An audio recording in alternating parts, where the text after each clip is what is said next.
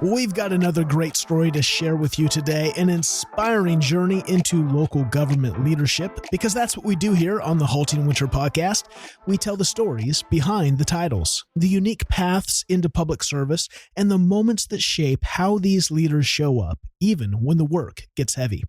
Every day, local government quietly makes modern life possible, and behind every service is a person doing work that often goes unseen. This is the Halting Winter Podcast, and I'm Seth Winterhalter. Every week, I have the pleasure of sitting down with local government leaders from across the country that remind us where government really lives, locally, doing the work that truly matters.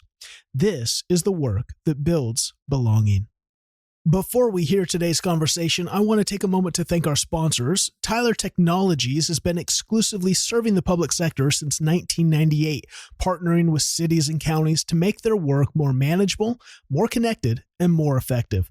From smarter budgeting to artificial intelligence, Tyler equips local governments with software and solutions that help leaders serve with clarity, efficiency, and impact. You can explore a variety of free resources at tylertech.com/winter. That's tylertech.com/winter. And if today's conversation resonates with you, I want to invite you to check out the Municipal Leadership Development Circle. It's a global community of local government leaders who are committed to growing together, supporting one another, and leading well in the middle of municipal pressure. You can learn more about the MLDC at haltingwinter.com/MLDC. That's haltingwinter.com/MLDC. And now, let's turn to today's conversation. My guest on the podcast today is Jeremy Scott, County Administrator for Antrim County in Michigan, where I was just recently at. Had the pleasure to meet you, Jeremy, face to face. So thanks for taking the time to come on the podcast today. Absolutely. We're going to have a great time. In fact, I'm really excited because your background and journey, obviously, first, it's outside of kind of local government. It's in the media world, and which is kind of a field and a medium close to my heart. I've done a lot in marketing and branding. And so it's going to be really fascinating to hear how that has shaped how you see local gov, how you lead in local gov. And I think the audience today of specifically local government leaders are going to be, they're going to have some good takeaways of insight from your mind. So I want to get to all that, but we got to do what we do here on the Halting Winter Podcast and rewind the tape all the way back to the beginning. Tell us, Jeremy, where did you grow up? Where were you born? And kind of tell us about the childhood that kind of shaped you and kind of launched this journey. I don't think you want to get too deep into this mine, just to be clear. But other than that, my family's from Michigan, a little bit further south originally. I was born down. I asked my mom multiple times, where was I actually born? Because we were also fairly rural in Everett, Michigan. And she's like, I don't know. It was either this hospital or that hospital. We're not really sure. And I tease them on the regular because my birth certificate was dated well after my birth date. They didn't issue it till later because they hadn't picked a name for me. I did not have a name coming out of the hospital, but which describe, and I say that as more of a foreshadowing of the not exactly things lining up for me and knowing what my future should be. I love it. So how many siblings did you have? I have two brothers and a sister. Okay, so a decent sized family. As you're growing up, my first question is, did you have any awareness at any time of even local gov, of what a county administrator was, a city manager was, of anything of that? And did you have any family members or people that you knew that worked in that field? I did not. My dad, I would say around right when I was starting school, he switched careers and became a pastor.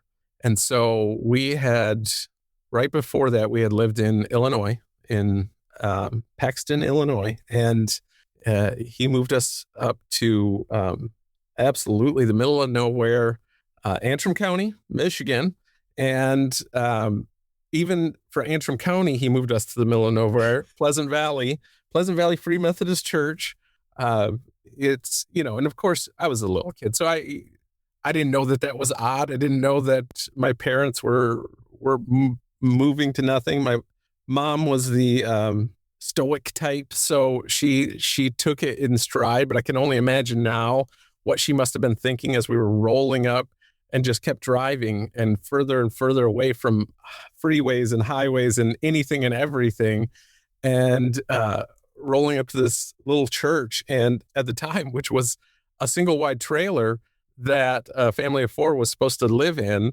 My dad wasn't making a lot of money, but he was making a healthy amount at his previous job. So now here we are, completely different in the middle of nowhere. And I think back to those times, and they never, my mom, neither my mom nor my dad ever made it feel like, hey, we were doing something weird or something out of the ordinary. It was just life, right? Like your family's not weird. It's just your family until you meet some other people's family. I love it. Well, that's such an interesting upbringing in light of my thought is, I was a pastor for a number of years, and I have this, I think that's why I've kind of found a community and people, and maybe a connection to local government leaders, specifically city managers, county administrators, because I think the life of a pastor and the way you're always on, like pastoring never stops. Everyone sees you as a pastor, whether you're in your yard mowing your grass or whether you're behind the pulpit. And in a church, the life of a church, because the life of people is 24/7. Like when people have problems, they expect you to be there, whether that's hospital, new celebrations, new births, etc. What was it like growing up? Was there any influence there on your life now in local government? Maybe just, I think pastors' kids kind of have a unique reality because that spotlight their parents are on can sometimes follow them too. And the expectation is you better be perfect. You better have, you're a representation of us. How was that growing up? Oh yeah, absolutely. I mean, pastors' kids, or PKs as they abbreviate it, have a reputation for sure. Typically that spotlight tends to push them in one of two directions. Either you embrace it and you follow in those footsteps, or you find a rebellious nature of going the exact opposite direction, right? Like, so that's the running joke. That's also has a fair amount of truth to it in and of itself. But yeah, it, growing up, I agree. Like the service before self was a huge part of why I've become who I am. Honestly, the way our family was, the concept of putting yourself first was such a foreign concept that I think it was college before I ever recognized that was not the norm. Kind of surprised that it never occurred to me in high school, but this concept that if somebody needs something, yeah, you just do it, right? Like, man, I need help moving. Oh, okay. We go get the truck and we help you move it. Yeah, but I just met you. Well, yeah, but you need this. I don't understand. What's the problem? So true. It's so true. So as you're growing up then, so my mind is going in two places. Obviously, the first stop outside of your house, you're going to go to Spring Arbor University and get an undergrad. And it says communications, art, and mathematics. We got to hear that story. That sounds like, I don't know how you juggle those stories. But first, tell us before we get into that, how, growing up in a church, my parents weren't pastors, but we were always, if the church doors were open, we were there. And again, I grew up in a kind of country bumpkin church of like 50 people where everyone was related except for our family for some reason. I don't know how we got involved and got accepted in, but because of that, it just meant like I could play any instrument. I could run the sound. Like they always needed someone to help out. How did that shape that service of especially a Sunday and all the kind of performance that's needed for all the things that make a church service happen? Did that have any shape in leading towards what you studied in undergrad or not? I mean, maybe. To be honest, I would say no. To be strictly honest, because we weren't exactly a technology forward church. I believe by the time I was in college, they just started taping their services. So even though I was, I embraced technology from the first second that I got eyes on it, it wasn't a part of that church. Really, the church revolved a lot more around service, right? We had a lot of elderly folks in that church, a lot of help needed. this is in Pleasant Valley. And if you understand the area, you know that the folks that are away from the lakes, the greatest need anywhere is there, right? Like these are the people that are tend to be dismissed or, ignored. The people that they don't have family around. They needed help. And so we did. And my dad, coming from an electrical background, you wouldn't believe how many times we're doing electrical work for anybody inside, outside of the church, next county over, wherever. But going back to your question before, still at this time, I had no idea what a county was. I remember the first time I was filling out a college application, I was like, I don't know what county I live in. Like why? Had to go and ask mom. I was like, right. I first put United States because I thought it said country, but it was county. But no, so going back now, how did I choose? How do I have a triple major that doesn't have anything to do with each other? Great question. I go back and I blame my mom and dad for not naming me, going all the way back. No, for days. I tell you what, one thing I discovered early, certainly by high school, was that I'm an abundantly adaptable person. I can jump into a situation and get 80% of the way I need to get there. Now, do I think I'll ever be the pinnacle of expert at anything? Probably not. Certainly a jack of all trades. I know that added to that quote later was a master of none, which I think there's an argument for, but a jack of all trades is certainly a way to describe me. And what are you passionate about? I don't know. What's interesting and what's fun? You know what I mean? Like when people ask that, I say, whatever, let's just do something. I don't care. And I found that to be true through high school, to the point where everybody's picking their careers, right? This is what I want to do for the rest of my life. This is where I want to go to school. I'm still just listless and have no idea what direction I can possibly go. So I put every one of my hopes, Seth, every one of them on this aptitude test. The high school counselor was given this aptitude test. Listen, guys, this is great. If you're not sure what direction to go, take this test. It's, this long, involved test is going to just tell you what you're good at. It's going to tell you a direction to go if you're not sure. Like if you're not already passionate about something, this will do it for you. And I took this test, so looking forward to it. And I had one of my best friends was, it basically told him, yeah, you're going to be a programmer, right? Like a computer programmer. I'm like, wow, it's that specific. And I'm reading through this and I wish I still had this test. I really do, because I don't understand. And, I'm not one to not grasp concepts, at least without getting, once I get some context. I'm looking through this and I'm like, I just don't understand. So I set a meeting with my guidance counselor and he unhelpfully tells me, oh, well, that really means that you can go do whatever you want. And I said, yeah, but that doesn't help me. I already knew I could basically do, within reason.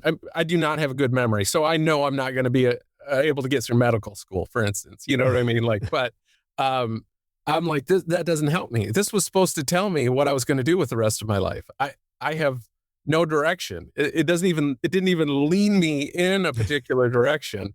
I was so devastated by that moment. And right up until the moment where you're essentially making a choice that you're taking a gap year, I hadn't picked a college to go to. I kind of blasted out there and applied to a bunch. But again, I didn't even know what major I wanted to go in. I had some opportunities to play football, but I also knew, look, this wasn't going to be long term. I didn't have what it takes, right? And so I ended up choosing Spring Arbor because it's a free Methodist college, and saving money has always been very front in my mind. And you got a 25% discount if you had a free Methodist pastor, for free Methodist pastors. So that was one of the largest guiding decisions for that. And I loved mathematics and I was very good at it.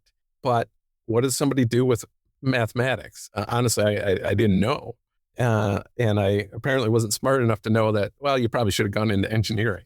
So I was like, well, I'll be a math teacher. I'm really good at math, right? I never had a passion for teaching, but I'm really good at math. So I started out in the mathematics and teaching.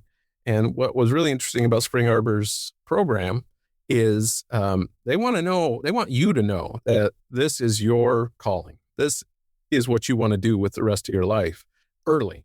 And I applaud them for that, because I determined quickly when they threw me in the classroom, I did not want to do this with the rest of my life. I was not a teacher. This was not ever going to be something that was a passion of mine or something that I would excel at. And I certainly didn't want to be that math teacher that knows how to do math, but doesn't know how to classroom management. You know what I mean? Like, I didn't want to be that person. So it didn't take me long to pivot away from teaching, but now here I am with a mathematics major and didn't know what to do. Isn't it wild how, well, first, I love that you, again, both you have the awareness, but then the college is helping you have that awareness to find out, like, is this going to work? It can, I think that's kind of the issue. People will have a passion for mathematics or have a passion for whatever it is. And it's like, okay, but you can't just do math. You have to, like, a teacher has to teach. There's all these other aspects of teaching. And it's like, oh gosh, that would suck. This is about me. But then we kind of get stuck in that. And that's one of the things for the podcast, is just to encourage young people, because I think local government has really, I don't know if there's a degree, if there's an area of study, if there's a skill that we can't find a place for and a fit for inside local gov. It's just that expansive with so many skill sets required for all these kind of different jobs. But I don't think people know about them. They're like, what do you mean? Like, it takes a scientist to test water. It takes, engineers to build, and it takes planning and economic development and business. You get in your MBA going, man, I don't know if I want to work for the private sector. This just seems about stocks and, the grind. It's like, dude, you can actually influence communities and their growth strategy. So anyway, it's fascinating to see that you have that. So then, art, communications, what does the journey continue to look like? Well, yeah, like I told you, somebody tells you something interesting and you think, oh, I'll go try that. So I had roommates in college that were in communications, and, oh, you're making these cool videos and things like that. And I'm like, hey, I want to try that. So I picked up a couple of classes. And next thing you know, I'm heavily involved in the communications department. And another roommate decides that he was going to take some photography classes. And I'm like, that sounds cool. Let me take those as well. And so I ended up going these just absolutely disparate directions, probably overwhelming myself in the amount of class load, because I'm doing these three directions, and it is not helping. I mean, let's be clear. I loved it, and I wouldn't want to change it, but my classes were not helping me find a direction, not helping me find a job after college. So you spend your undergrad just kind of like, again, dipping your toe into a lot of different things, trying to find the way. You graduate, and then you're going to take a little gap before you end up down in North Carolina in Charlotte. And so we're going to get to that part of the story, but you're at Wingate University to study business administration and management. What happens between the gap between Spring Arbor and Wingate, and how in the world do you end up with business administration? Sure. I mean, yeah, I wish it was any kind of straight line. It's not.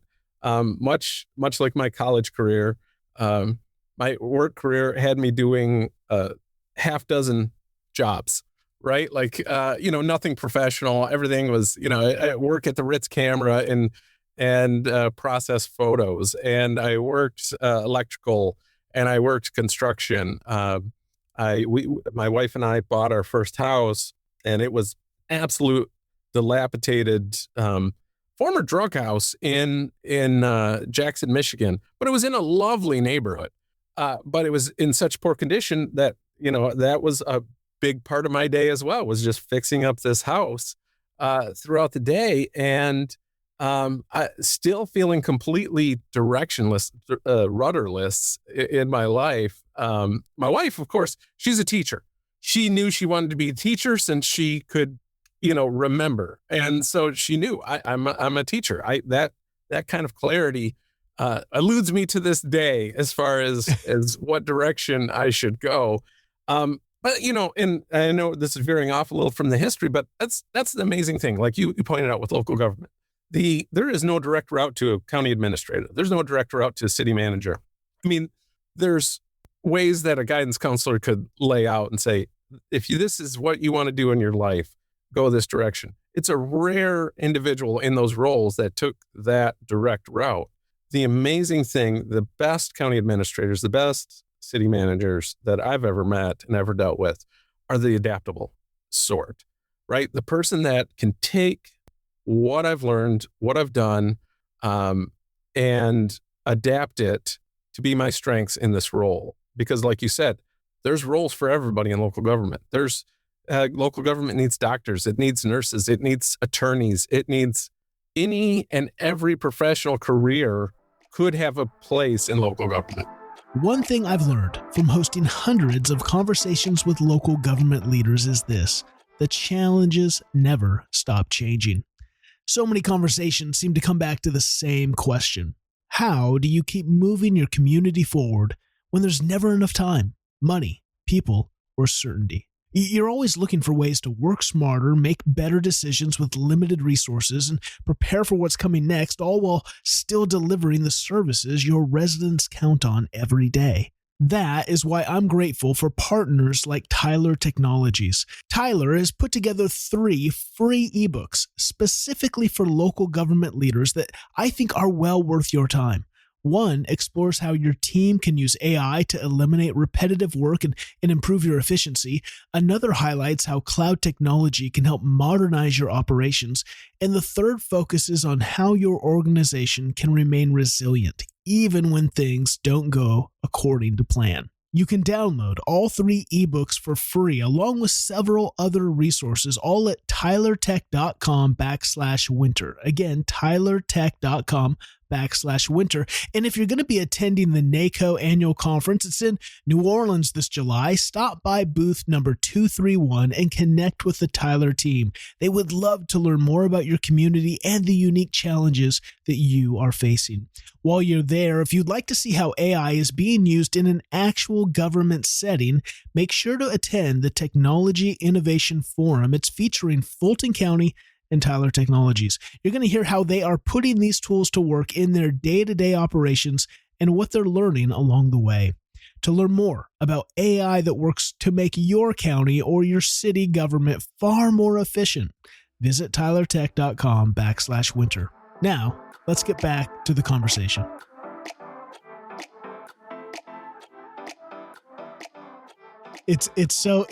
I can already tell what I'm going to say when we get to the end of your story, but I'll say it now. It's just, this is such the perfect setup. It's just for county administration, your story of just like, you never kind of dive into one thing entirely. You're just, it's that curious, it's that learner, it's that ability to kind of dive in the moment. And I think that's really what city, county leadership needs. It's someone who does not get in the weeds, but lets the directors and those leading and working in those certain departments to really be the like you said, the smartest in that area in the room and the ones going into the weeds. But the leader really has to be mindful. They have to have an understanding of what that's going on, but then you're really the uniter and making sure that vision is happening and that things are moving forward. So it's interesting how your story already, I think, it fits the narrative. And like you just said, we kind of think that, you go to your undergrad and get your poli-sci degree, and then you do a MPA, and then you are on the city manager track. I have now interviewed hundreds of city and county administrators. It is under 10% that take that track. And I think it's probably under 5%. It's just not as I think we stereotypically think that that's the way, and I'm the outsider. You're not. You're the random story. That's why I love this podcast. The random ways people end up in the city county manager seat is just so wild. Yeah, absolutely. And the thing of it is, you wouldn't. What's amazing to me is how many of those MPAs and Masters in Public Administration never go this route. Like, it's like it was almost like the teaching for me. It was, I went this route because I thought it's what I wanted to do. And then I found out what the job was, and it was not for me, right? Like, Totally. but it doesn't necessarily go to waste either. But trying to get back, trying to give you a little bit of a linear story here, which you're never going to get with me. I have to warn you, the non sequiturs are going to just pop up everywhere with me. That's just how I roll. I love it. But how we ended up in North Carolina, here we are again. No proper direction. We have a house. That seemed like the right thing to do as a young couple. But we had started hearing about Charlotte, North Carolina. The first time we heard about it was at church. The music director and the youth pastor, as they often are married, and they wanted to go and plant a church in Charlotte, North Carolina. We never really heard much about Charlotte, and we didn't think much about it. But they'd asked, like, who'd be willing to go with us, and we were like, oh, maybe, but didn't think much about it. But here I am, still cruising, because I'm hoping that at some point I will find a direction. And I get cold called for a job in Charlotte, North Carolina, and I thought, well, okay, maybe, okay, we have a connection that's moving down there. I'm a little nervous because Jackson, Michigan's, even though it's a city, and more than what my wife and I grew up in. It's no Charlotte, North Carolina either. And we kind of toyed around with it. And the gentleman that I was working with, who was wanting to bring me on, advised a school system for my wife to apply. She applied. She got an interview that week, and she got offered the job at the end of the interview. And so now we both have jobs that we're looking at. And it's like, okay, well, that's a pretty good start. Two jobs and a church. Like, what more can you ask for? And that might be the first time I ever give any thought to a county, because I was advised, don't go to Charlotte-Mecklenburg County, go to Union County. You'll want to live and for my wife, work out of that school system. And if you don't want to work in an inner city school system. And so we moved down there. And of course, the week we're moving, I get told that the job that I was going to get, they just reorganized and eliminated the whole department that I was getting the job in. But we've made a commitment at this point. So now here I am once again, without that rudder, without that direction, moving to the city. And when we rolled in, I've never felt so panicked in my life when we're coming into that city. I think once in high school, I visited Chicago, Illinois. But that was a very directed, I didn't have to find my own way. I'd done a trip over to France. I'd been in cities, but all very directed. I wasn't on my own and having to figure out things for myself. So when we rolled into that city, I remember that feeling of just like, what am I doing here? I am ill prepared for this. But we adapted. I ended up getting a job with a yearbook company down there, and just something to kind of fill that gap. And they offered free college tuition, but I already had my bachelor's degree and, the three majors, and certainly another bachelor's degree wasn't going to help. But the only master's degree that they were willing to pay for was a master's in business administration, which I had no previous interest in, but why not? Why not, Seth? Of course. Fits the narrative, we're just kind of dipping our toe in these random things. Oh my gosh, amazing. So after, you get a degree, I imagine. Or did you finish the degree? I did not finish that degree. I did a couple of years of part-time classes. And did it illuminate anything for you? Did you come out of that kind of like with the math thing, like, oh, business, or was it like, oh, maybe? No, listen, I am very much eat the fish, leave the bones kind of guy. Like, right? Like there's always something good that you can pull out of a situation.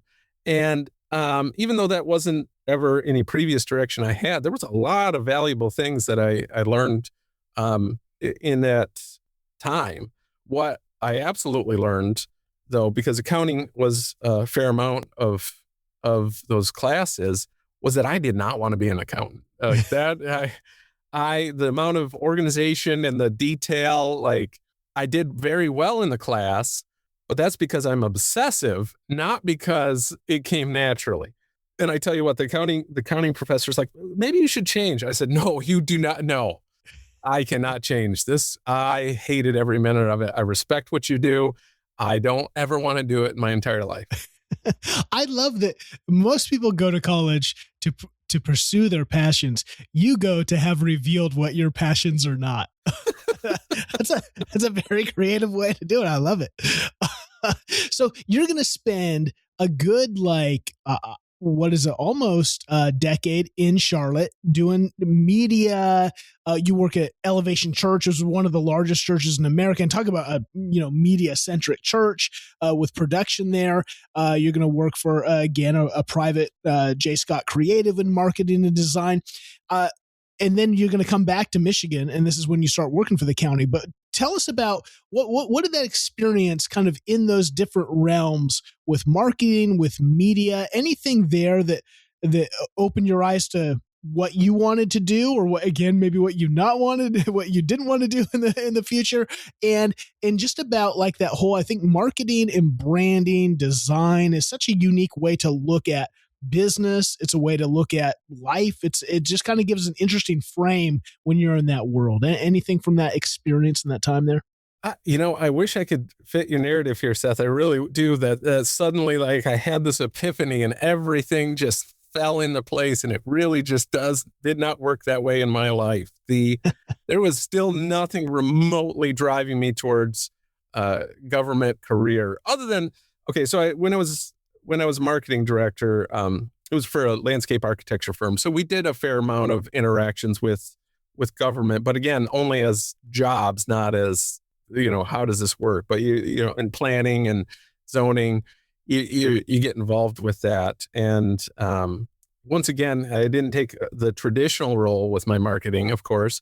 I ended up leaning more towards the landscape design part of that marketing. We ended up kind of twisting things around, and actually, as opposed to building these 3D models after we come up with the plan, we'd go ahead and, because I had the talent in it, we would build these models and show them to the client, and then that would determine the direction of the plans. So it was a really neat conceptually, right up until you get a housing market crash and things have to change. But I wouldn't, at the same time, I was putting in the kind of hours, of course, didn't have children yet at the time, because that drastically changes your life. But at the time, I was putting in about 50 hours at work and 40 hours volunteering at Elevation Church. When we started going to Elevation Church, it was just over 100 people. And, as you said, it's one of the biggest in the country now. And I think by the time we left North Carolina, it was several thousand. Again, well, you were there, like you say, at the beginning. I mean, 100 people, and to watch something, take off like that. And then, like you say too, it's the hours. People don't realize, that's why I think nonprofit, especially, there's a billion nonprofits, and a lot of them are small. A lot of them are just, a tiny little core of volunteers. And in churches, right? The average church in America is 65 people. It's very small. It's very kind of family centric. Whereas the very few, the sad thing is, if you hear about the mega church, and there's only, the number of them is so small comparatively, and yet they kind of get a lot of the news. But to think about a church, even 500 people, 1,000 people, the volunteer hours it takes to put on that. And if you're over 100 people kind of show up expecting you to have full production, everything's a Taylor Swift show. You got to have good music and lighting and all that stuff. And people have no idea the cost and expense and volunteer hours to make that happen. And then you're in it. And like you said, back to your original, you grew up in this service mindset. Okay, if you need, that's what you need. I'm here. And, I think a lot of people get into that, especially in the church. You just serve, and you can wake up going, man, this is a full-time job. And there's some great things about that, but there can also be probably some lessons in boundaries and work-life balance, which again, I think is BS. I don't think there is balance. I think there's just intention. No, I think that's a fallacy for sure. I mean, you have to find, you have to create some nooks. I certainly hadn't learned to at that point, though. I mean, in elevation, if it did anything, it had a way of grabbing a hold of volunteers and just absolutely absorbing them so that this is your life, right? Like that. I couldn't tell you a waking hour. I don't recall a waking hour that wasn't either for years, either at work or at elevation volunteering. And we were, especially when I was volunteering in those times, we were still a completely mobile church, right? Like we were meeting in high schools, and even when we were multi-campus, we were still completely mobile, which means you're packing up this entire giant production into a trailer and unloading and reloading it every single Sunday. And you're rolling in, 4:00 in the morning with the trailer to make sure everything gets set up. And I tell you what, Elevation didn't truly believe, like, we're going to remove the boundaries to people's interaction here. So, sorry, did I lose you, Seth? I think we're there.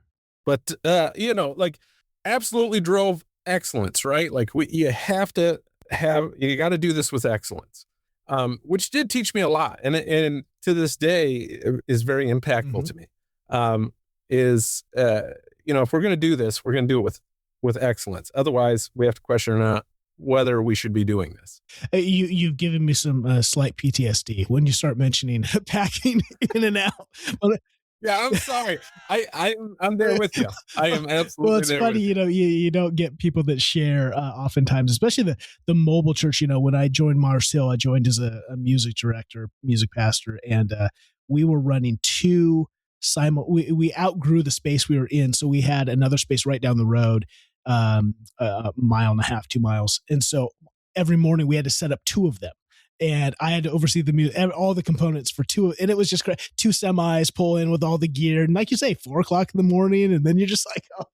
I remember when that church still did it was one of the unique ones. We still did a Sunday night service, but basically it was for all the pastors and volunteers from all the other churches around that wanted the Mars Hill experience. I was like, what are we doing? It was just so crazy.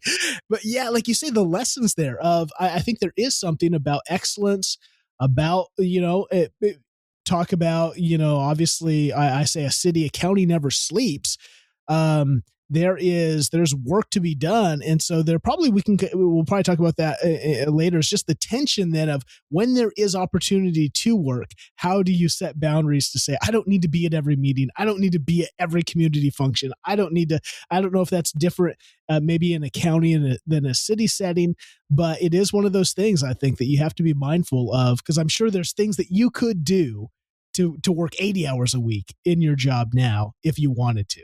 And it's like, it's that line of, how do I be mindful about, do I need to be here? And is it important for me? How do I bring my best to stuff instead of just show up to stuff? I apologize, Seth. You cut out there. I didn't really catch the last half of that. Oh, just the idea of boundaries of like your job, it like is on all the time. And so it's easy, I'm sure now as a county administrator, to, when you want to give excellence, to be excellent in all things, but you have to also be mindful of, do I really need to be at this meeting? Do I need to be at this community event? Am I bringing my best self because I'm too spread thin over everything else that's required of me? Yeah. It's tough, and you do definitely need to set that. Even if you didn't set it from the beginning, you need to find where the biggest problems are and set those boundaries. Unfortunately, you were hitting me at the absolute worst possible time. I am transitioning with a HR director with one that I had years of experience. I'm transitioning right now. We don't have a finance director. And this is going back to that, how accounting was never going to be the thing that I did. And yet now here I am having to fill in with finance for our county. And what you find is that the county administrator, if there's a gap, if there's a hole, well, that's the county administrator's job to fill. Okay, well, that's what we got to get into. Let's talk about the transition. What brings you back from Charlotte back to Michigan, and how do you end up working for Antrim County? You're going to start as an IT technician. Tell us about that part of the journey. Yeah. So we ended up, we had children, and the heavy kind of hours were not as much of an option. Having been through the mega church, Seth, you know what it is to get chewed up and spit out by that environment.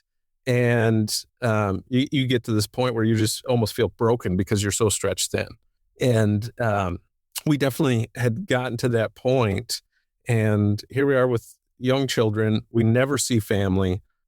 We can't afford to get back to Michigan, except once a year we would try to drive up. But 16-hour drive, it's, especially with two small children, was a challenge. So we started looking for opportunities to move back to Michigan, and it did not go the way we thought it would go. What? Tell us about it. What didn't go? You leave us like on a cliffhanger. Yeah, right. That was dramatic pause. Sorry. No. So it didn't go the way we thought it would go. In our minds, okay, we're city people now, right? We live in Charlotte, North Carolina. It's certainly no New York, but at the same time, it certainly isn't anything else. But we're like, okay, well, we don't want to move to Detroit. That's not the direction we've ever been interested in going. But Grand Rapids, that feels like a good, it's not as big, not nearly as big, but it seems like a good direction. So we started looking for jobs in Grand Rapids, and I'm telling you, we couldn't find a thing to move us back up. And we thought, okay, well, I guess if we're desperate, we could go as rural as Traverse City, Michigan, right? Like that's close to my family. Certainly familiar with it. It was close to where I grew up. We went to Traverse City almost every weekend when I was in high school, right?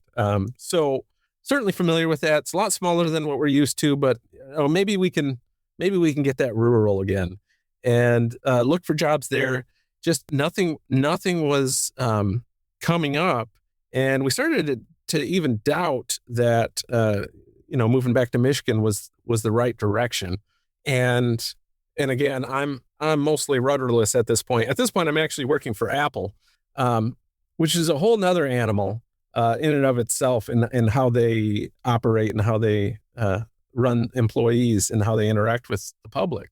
But my wife ends up getting an offer at the most rural school back in Antrim County. And I remember thinking, I don't know if I can move back there. That's really rural. I'm not sure I have what it takes to make that adaptation, but we ended up pulling the trigger. Wow. So you come back, she's got the job. How in the world do you end up working for the actual county? Well, and so that's the interesting thing. So I don't know if it's interesting or not, but it was interesting to me, because if you knew me then, and I know me fairly well, and I still wouldn't pick this for me. When my children were first born, I ended up being the primary caretaker for my children. So nobody in a million years would have ever picked that role for me. They wouldn't have said, "Oh, you're good with kids," because I'm not. I need to be clear. That is not a strength, but it is a role that I was put into. And during all these transitions, that's when I started working at Apple in evenings and weekends. So my wife and I were kind of on these swing shifts. And so we moved back to Michigan, and my children were almost to the age of going back to school. So where I could restart my career. So what do we do when, you're in the middle of transition? What's the right thing to do? Buy another dilapidated house. That's the solution, right? Because at least it gave me some direction for a time. Taking care of my children, fixing up this house. And I mean, it was a very dilapidated old farmhouse, but that gave me direction for at least for almost a year. So you're taking care of the kids, you're fixing up the house, and then finally you end up working for the county. You're going to be an IT technician for 5 years. Then all of a sudden they're like, let's hire the IT technician to become the deputy administrator. How? Okay. It's just like one of those. Remember when we were kids and you'd read those books that would like every chapter you had to choose your own. You had to choose which chapter you're going to go to next, and you never know how the story's going to end up. This is that story. Yeah, there's certainly nothing linear in my life or career, but so I took the job as an IT technician. Not that was a natural transition. I was just good with technology and uncharacteristic to the position, also good with people. And I particularly was good with Apple products, which were all the, at the county were all iPhones.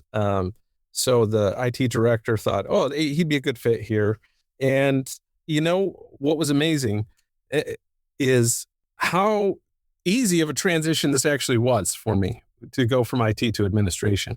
In IT, I got to know every single employee, right? There was no employee that didn't know me and that I didn't work with, that I didn't know what their job was. There's no employee that I didn't know what their workload was how they needed to work, what needed to happen. Every single employee in this county, I understood to some level of what was going on. And I say that because you don't want to discount this transition, right? Like if you're in IT and you have a passion for administration, for leadership, for management, there's directions to go, right? I had seen a couple of deputy administrators come and go. And I remember after the last one, I thought, I'm gonna apply for the job. I can't do as bad as that last guy, right? Like the bar had gotten so low that it met the level of my confidence of just going for this. And even though I probably would have wanted to apply sooner, at least before this person came on, like I said, the bar was lowered enough to match my confidence level. I applied, and I, of course, I already had relationships with everybody, so everybody knew who I was. And the administrator at the time, after my interview, he comes and he speaks to me, and he's like, he'd been through so many deputies. He just looks at me and he's like, "Are you going to stick around? I just need to know. Are you going to stick around?" He was to the point so exasperated at not having this key part of his office that he was just looking for a warm body at that point. So, there I was, a warm body that didn't have any intentions on moving away or drastically changing careers. I wish I could say that I wowed the guy so much that he thought, wow, this guy's amazing. I got to get him in here. But I'm not sure it was that. Now, that being said, I truly believe I've done a good job, and I've definitely proven myself. But it's not as odd of a transition as you think. I mean, it is. But any role in the county that you have the ability to understand and see all the other departments, it's not a bad transition. I have this unique pleasure, this unique opportunity to meet with thousands of local government leaders from across the nation every year through conferences and workshops and the podcast. Just these interviews, these conversations are just so insightful. And one of the things I have learned about local government leaders is this: the best leaders are lifelong learners.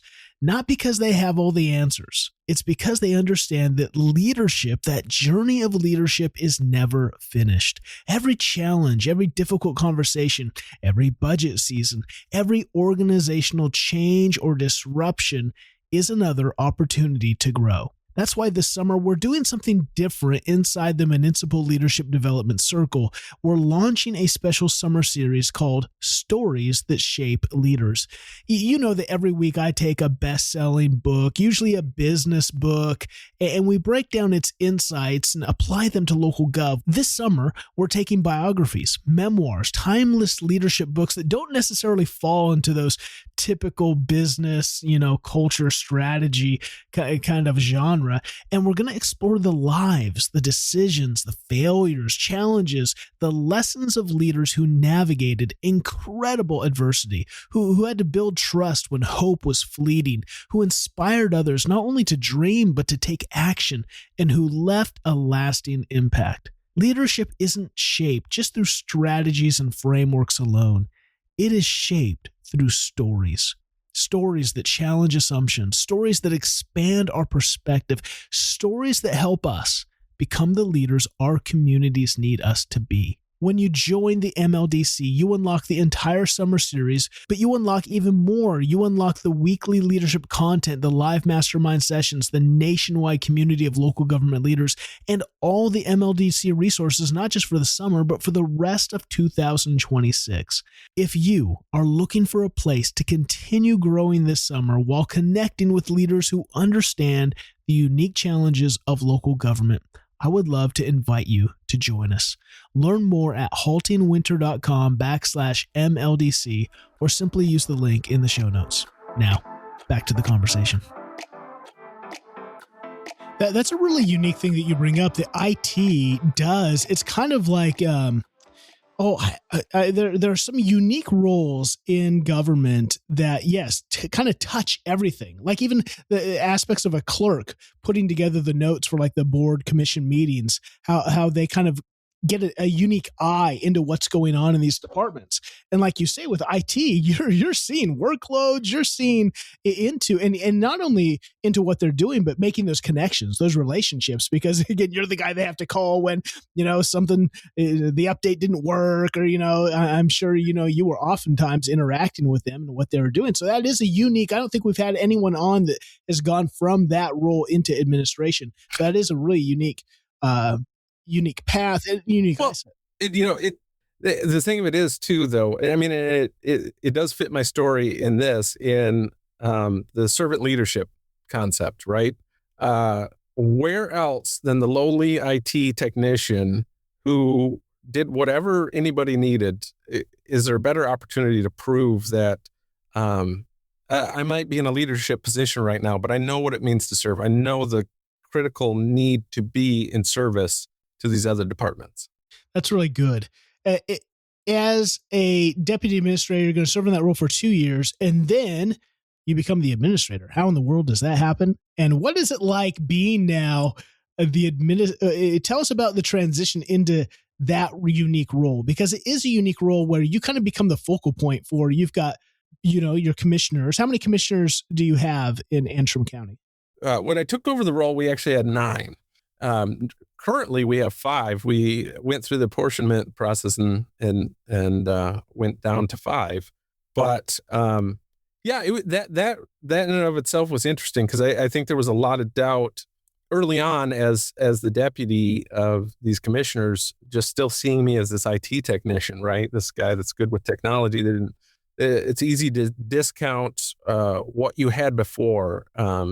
The dozens of leadership examples that I had seen, management examples that I had seen through Apple, through the church, through my time as a marketing director.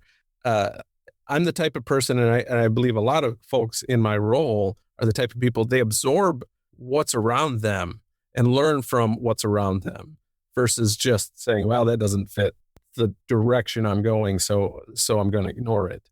It seems to... But it didn't take long. It doesn't take long before I'm in a position that, okay, I can advance our technology, the way that Antrim County reaches the rest of its community. One of the biggest complaints against my predecessor was lack of communication, lack of openness. And I'm very passionate about open government, right? Like, we are here to serve the people, and they should at least be able to, if they want to, become more knowledgeable about how this works. And so we, as deputy, I was able to, immediately reach out and use social media to make sure that people were understanding, develop our website better, just do these communications, these pieces that had been missing. And I was really able to lean on my most immediate background to do that. I love that aspect of communication. And I wonder if, again, because you haven't been so absorbed into local government and kind of the unique, it's kind of like every sector kind of has their thing. The military just has its own language, its own, operating system and that's why the transition out of military can be so difficult. I think local gov has its own language, its own kind of way of thinking that sometimes it needs an outsider to come in and go, guys, like you're just not communicating at any kind of human level to a resident. And so the ability to see that, to do that, to like, again, use your path and your journey now to really lead well in that environment.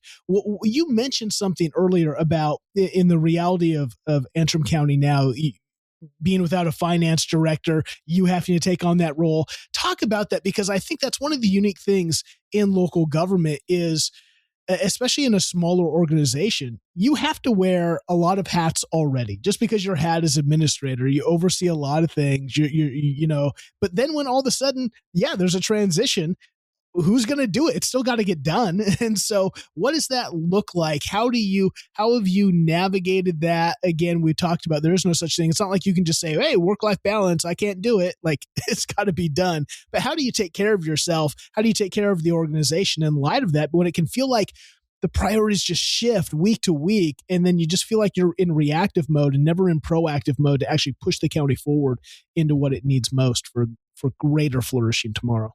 Yeah, I mean, that is definitely a huge challenge. Probably the biggest challenge that anybody deals with in these roles is how do I do excellence, but also make sure I don't burn out? And I wish I had a great answer that everybody could just write down and, I'm going to do those steps. All I can say is one of the biggest keys is surround yourself with the right people, right? Like the people that you might not think are that critical, but absolutely are. A maintenance director who has a passion and an experience, right? Like a HR director. That would probably be one of the biggest differences between my previous boss, and how I do things now is there's a saying, there's no more impactful decision you can make than somebody's manager, right? This direction, this is critical. And finance director, the role we're in right now, right? Like not settling is not an option, because if we put the wrong person there, not only could we do all sorts of damage to other people's roles, other people trying to find this balance, right? But also to the public and the trust, right? The finances are so critical to local government, any government really. And to be beyond reproach is so critical that settling just can't be an option. And while I haven't been able to perfectly find that balance for myself, and I certainly need to, because again, I can burn out just like everybody else, but it's been critical for me. It's been important for me, Pinnacle, even to say, I'm not going to put my employees in the position where they're going to burn out because I put an incomplete person in that role, somebody that doesn't belong there, somebody that can't lead them, that can't manage them, that can't bring the best out of them without wearing them out. Because, I guess, and I'm not some martyr or anything like that, but it'd still be better if only I burn out than if I burn out 20 of my employees because I put the wrong people. It's such a good point in the hiring. Yes, sometimes. And I think we do see that in local government because, again, the demands are so much to do, so much going on. And it just seems like, especially right now, that there does seem to be a bit of a revolving door. There's a lot of hiring needs. And so there's a lot of people wearing hats. So like you say, the temptation to just put a body in the role. But like you said, the awareness you have to go, man, if I do that, it's not really solving the problem of the need and the downstream effects of it, especially for leadership roles, because that's, like you say, it's not just not the work not getting done, it's also burning out the people who are trying to do it underneath that leader. And so, yeah, the weight of trying to make really solid hires. Well, what do you think when it comes to culture and setting a culture? Because a lot of local governments, organizations, man, they really struggle with culture. It's people that just kind of show up, punch the clock. I think part of it is because, and that's why this podcast exists, just there's not a lot of glory in local government. People just kind of expect those services to work. They expect they only really know local government when there's a problem, my pothole or my whatever isn't working. How have you seen, and maybe the change from when you were in it as an IT technician, even deputy, to now having, being the administrator, being the setter kind of culture? Anything that you're doing specifically to try to make it a place where people feel appreciated, love to show up, feel that worth, feel like they're a part of something important in the work that they do? Yeah. That was a huge passion of mine coming into the role. That was a big reason to make that transition from IT is I wanted to impact that. We definitely had a significant morale issue. We're rural Michigan. The tendency is to not recognize that public service is service, but it genuinely is. Especially in those leadership roles, you're doing the job that you could do in the public sector for less money, putting higher expectations on you. And there's almost this expectation sometimes, and not from everybody. I love our public, but from some of the folks, it becomes not only do I not like that you have to exist, but you better not be happy about it, right?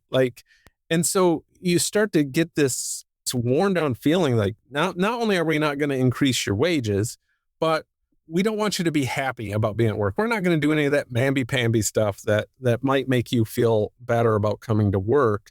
And I had set a goal to absolutely figure out a way, without incurring significant costs to public funds, to make this a better place to work.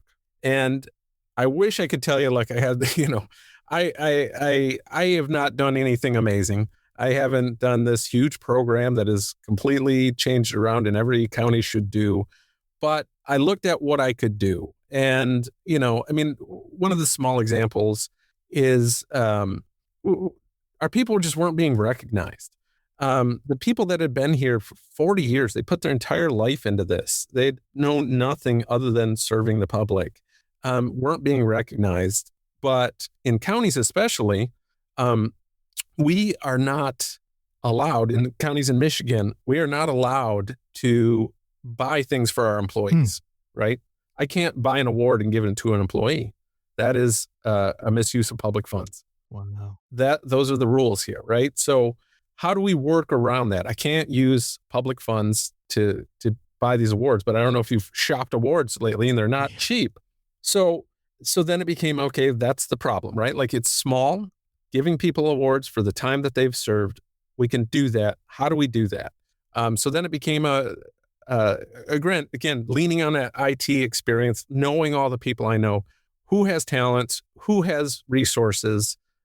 So for us, it was, I do woodwork. I would not call myself a woodworker.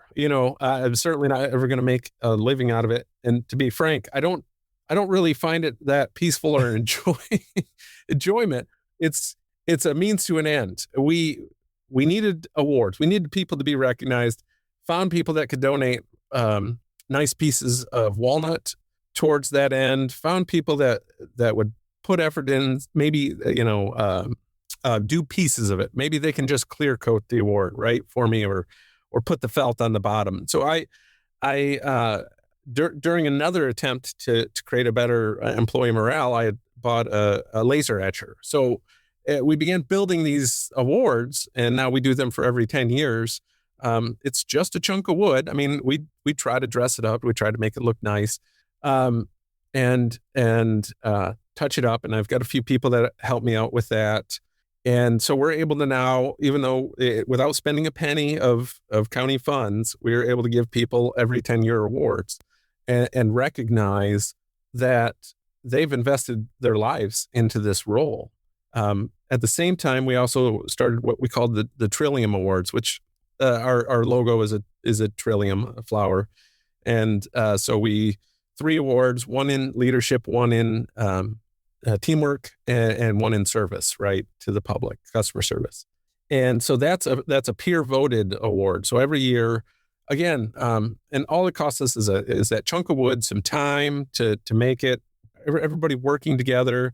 A few people will chip in for some gift cards that we can give to these folks, and we're able to recognize people who recognize something that their peers have done. Right, like these guys went above and beyond this year, and we all recognized it. I think that is so important to people to understand that I'm noticed by the people around me. And, when there's winners, there's always people that feel like, there's losers. But there's only so much you can do about that. But at the end of the day, we want to inspire people. We want them to know that this person deserves a chunk of wood, even if it's only a chunk of wood. But what amazes me, especially in our people in our sheriff's office, right? People have worked there forever. You get this feeling like I've given my life to this, but nobody cares, right? I just wanted our employees to know we care. Not only do I care, but all your coworkers care. We are part of a big team here. It's easy to get compartmentalized because you all do your own thing. There's only a handful of departments like IT and maintenance that even have any idea what all these departments do, but there is a team here. I think you just said something in this example that is so inspiring, because I think sometimes the answers that we seek for things like this appreciation is always money. Oh, we don't have the money, so we couldn't do it. And you said, well, who cares? Like, what can we do?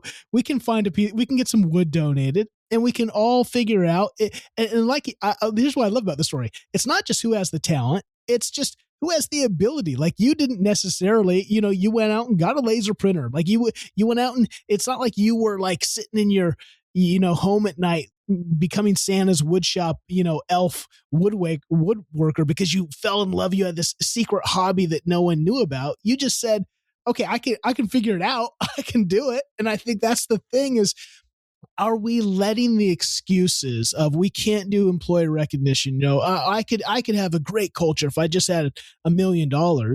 I don't think you would. I think that we sometimes end up buying cheesy, gifts and things that don't have the actual, like, if I got that plaque, I would know the team had to figure out, how do we make that? It has such a more specialness to it. I think it has such a more, there's blood, sweat, and tears put into that through just the effort of wanting to show appreciation. And I think that's really cool. I think there's something there that even if you're the leader of a large county, large city, and you go, oh, we have the resources, we have the money, we can just buy out an award. What are you doing though to make it special? And I think you guys are doing something really special. And it's sometimes interesting that the obstacles we face sometimes make it that much better when you get to do it.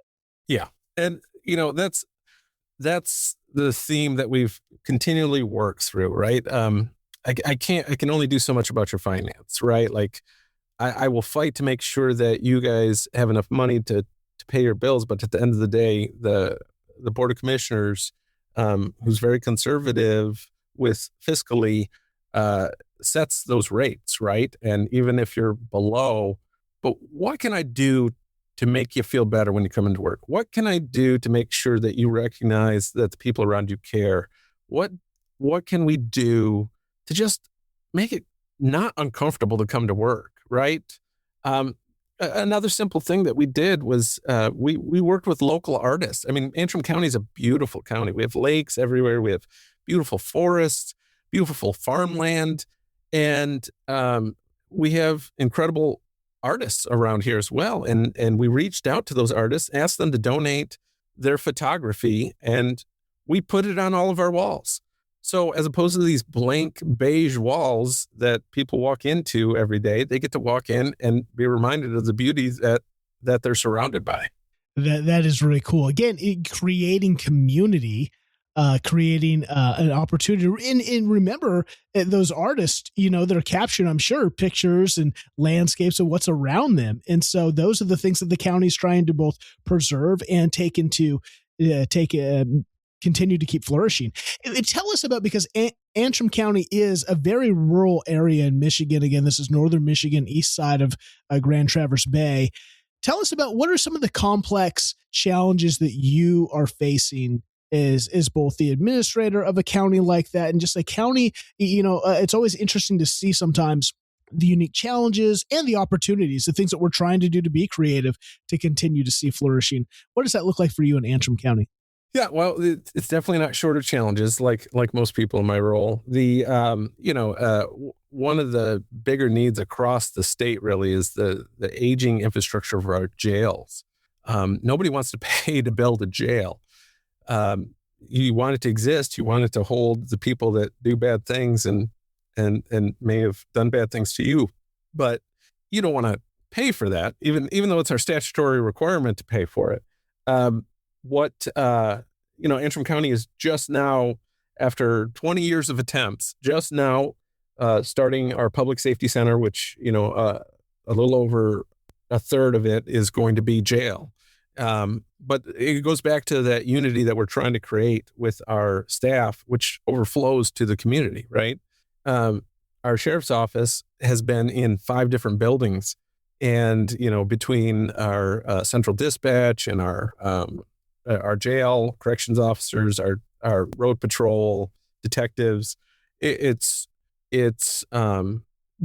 palatable. The dissonance between them, people that work so closely together, but an attempt in this building to take this 70-year-old infrastructure that's just crumbling around us and do efficiently as possible, of course, but put them all in one facility, setting the stage to have them truly work together, right? Like that's the goal. I've had so many conversations with our department heads and staff that we need to stop seeing this as a zero-sum game. We always work better together. If we're so worried about if they get this, then if they get X, I can't get Y, we're focused on the wrong thing. What do we need? What do we need to serve the public? What do we need to get our job done, to not be so unbalanced that I burn out, right? Like, let's focus on that. And I'm hopeful that this is, a building's not going to do that for you. It's not going to set your atmosphere. But like I said, you have to set the stage. If the stage isn't right, it doesn't matter how much you throw into the atmosphere. It's not going to work. It's such a good point. And it's one I hear mirrored. It's interesting that you bring that up. I just had on the Thurston County city manager or county manager out here where I live, and very similar things. They're moving, and that move has put in a lot of, it's getting a lot of heat in the community because they're like, oh, why does the county need to, a bigger headquarters? And that's the thing. It's like, gosh, we're so spread out. That's part of our culture issues is we're not together. The communication is lacking, camaraderie and sharing of resources. It's much easier to silo with those fraction things. And so it is one of those, how do we, like you say, you still need the stage. You just can't do culture work without sometimes the physical space to be able to bring close for those aspects. Well, and the thing of it is, a cohesive team creates a cohesive product, right? Like it creates a great product. It's not just serving government to serve government. It is building that core for government so that we can serve the public better. You're going to get a better interaction with government if you don't have to wonder how to go to the next step, because you're coming in and it's cohesive. And I know what this department does, and I know who you need to talk to next, right? The public doesn't want to bounce around like a ping pong ball, unaware of what to do next. But we can't create that great customer service without being a solid team to begin with. So good.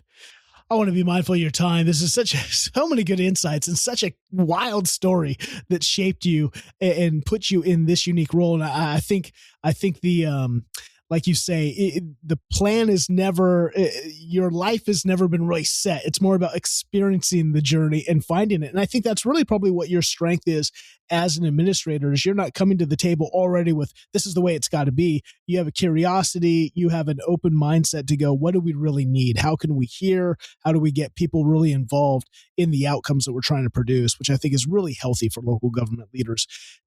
Talk to me about, close just with, obviously I was just out there speaking at the MACAO, the Michigan Association of County Administrative Officers. What are those organizations like, especially when you can be, again, Antrim County, kind of rural space? What is being a part of these organizations and associations, having that time to be with other people in your role? I think that's the unique thing about city managers, county managers, specifically county, is you're the only county manager in a huge space. It's not like you're going to run down, to the Chamber of Commerce and hang out with a bunch of them. What does it mean to be a part of associations where you can vent, you can share ideas, you can just feel like other people kind of get that unique world I'm in? Absolutely critical. I mean, anytime we get a new administrator in Northern Michigan, I am at their door telling them, let's get you here.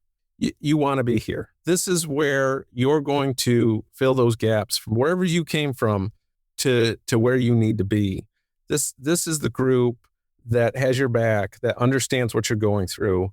I think there's mid-70s in the amount of county administrators that we have in the state of Michigan, out of 83 counties.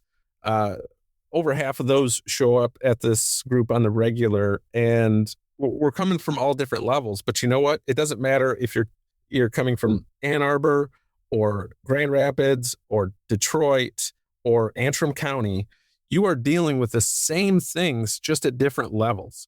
But sometimes that solution that was great for the big works for the small, and sometimes the solution from the small works perfectly for the big. If nothing else, it's giving you the perspective that you need. The relationships there are so critical to having a lasting career, I believe. There's so much that we deal with pressure-wise and problematic things that happen. The confidentiality is one of the trickiest things in this job. I can't go home and vent to my wife a lot of these things that happen. I can't tell my friends because they're in this community. I can't let loose what these critical things are, because I take that very seriously. But in this environment where okay, they have this similar issue with this other person, they don't care who you're talking about. They care about the issue and whether or not they can help you, or whether or not you can help them. And it's just such a great environment. Not to toot MACO's horn, Michigan Association of County Administrative Officers. It's a weird acronym, but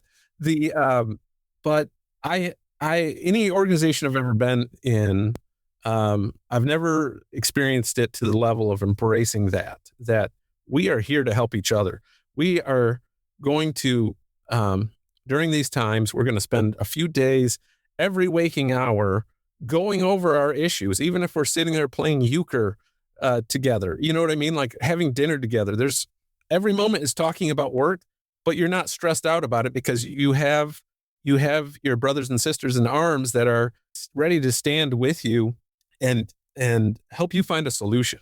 It's so good. We just had, in fact, the episode that just aired yesterday as we're recording this was Katie Zeitz. She's over in Benzie County. And her story weaves through Traverse City as well. And she was just sharing similar. We had Chris Wren, Newaygo County in Michigan on. I think he was the past president for that organization. Of course, we had Bridget Granston on, Midland County. And it's just a unique, that's why I love going and keynoting these conferences and meeting you guys. It's just, I've yet to be in one where it just doesn't feel, there's just a unique vibe in these associations of county managers, city managers. And I think it's because of that. It's because you guys sit in this unique role where I call it the municipal tightrope. You're on this tightrope kind of trying to manage this three-headed snake. You've got elected officials, you've got staff and department heads, and you've got residents. And you kind of become the lightning rod fulcrum of all of that all of that work. And sometimes it's good and it's exciting, and sometimes it's really challenging. And so the ability, the need to have community of like-minded individuals, I think is just super important. And it seems like... Oh, absolutely. Like in any organization like this, the thing of it is the people that are showing up are the people that are dedicated. Not every city manager or county administrator out there is absolutely dedicated to this team environment. That's just the nature of the beast. But those that are showing up are. That's the key. That I recognize that I'm a part of a bigger team. I want to build my team, but I'm also a part of a bigger team, and I can provide resources and they can provide resources that, and so that's what I just love about these groups, is that the people that show up to the table aren't there just to take and walk out the door. They're there to give as well. So good. Well, that seems to be the epicenter. If there's an epicenter of your story, it's just this servant-heartedness, this mindset of how do we serve well. And I think that is really the heartbeat of great local government, is how do we serve? How do we make sure that the people who are coming to live, work, play in our cities and counties are given the opportunity to make it a more flourishing place. And so thank you for your leadership, Jeremy, and for your story. I think it's an incredible journey. And I think it's going to inspire some of our young people today to look at their life maybe a little differently, to not say that not knowing quite where you're going is necessarily a negative, that you got to just ride the journey and see where it takes you. And it might just take you to an administrative position inside of the county. That's right. Use the gifts that you have been given, right? Use the knowledge that you've learned, use the things that you are to make an impact in this world. It is difficult work, but it is absolutely, at the end of the day, work worth doing. I love it. Thank you, Jeremy, for sharing your life, your journey, and your insights. Yeah, thanks. The stories we share here on the Halting Winter Podcast remind us where government really lives, locally, right here in our cities, our counties, the communities that shape our everyday life. If today's conversation resonated with you, please subscribe and share the episode to help these stories reach others. I'm Seth Winterhalter. You can find me at HaltingWinter.com. Until next time, thanks for listening.